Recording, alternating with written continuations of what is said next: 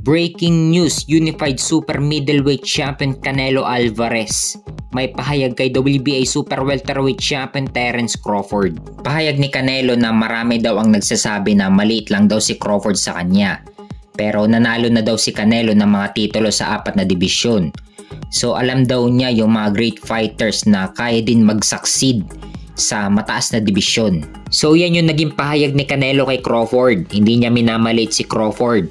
At isa pa isang pound for pound si Crawford. Parehas silang nasa pound for pound ni Canelo, pero mataas nga lang ang ranking ni Crawford kay Canelo. Number 3 pound for pound si Crawford, number 7 naman si Canelo.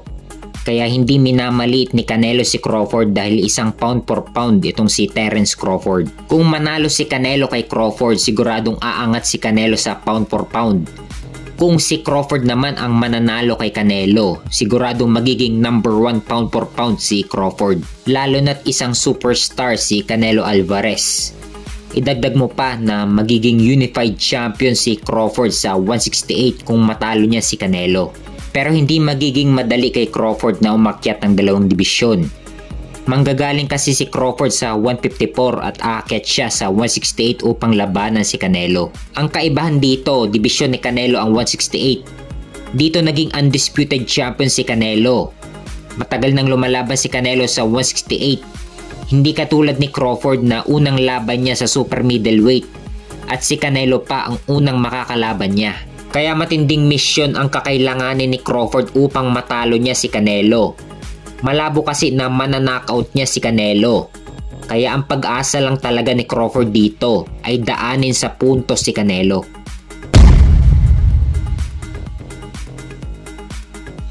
Sa kabilang banda naman, undisputed super bantamweight champion Naoya Inoue.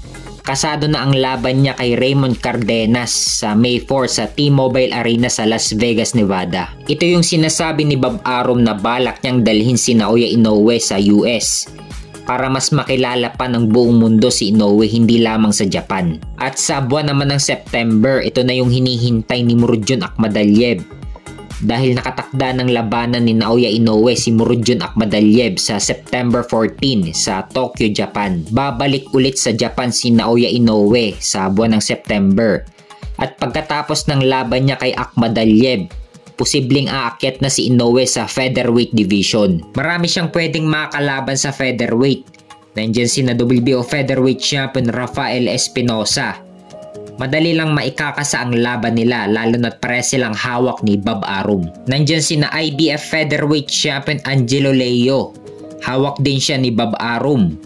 Madali lang maikakasa ang laban niya kay Inoue. Nandiyan din yung dating tinalo ni Naoya Inoue, si WBC featherweight champion Stephen Fulton. At nandiyan din si WBA featherweight champion Nick Ball.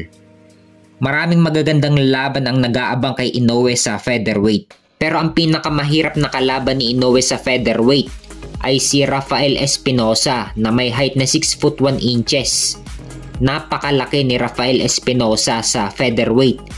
Feeling ko, ito ang magpapahirap kay Inoue sa 126.